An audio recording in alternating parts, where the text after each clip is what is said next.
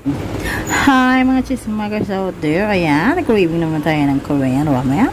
So ayan, pakikita ko sa inyo ang aking lulutuin ngayon. Siyempre samahan nyo na isang itlog.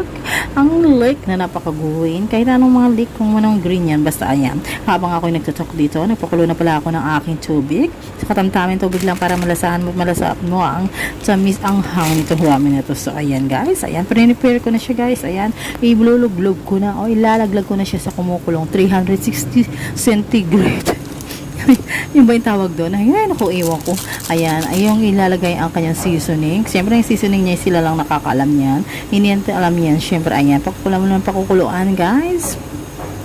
Pakuluan mo pakuluan yan. Hindi mo dapat hindi pakuluan yan. Pakuluan mo yan. Kaysa mag-init ang iyong ulo, yan na lang ang pakuluan mo. So, ayan, akin ang ibinabati ang itlog na yan. Nahihirapan ako medyo sa itlog na yan, guys. Ang pagbukas na, napakahirap niyan. Alam naman na ang isang kamay mo. Ayan.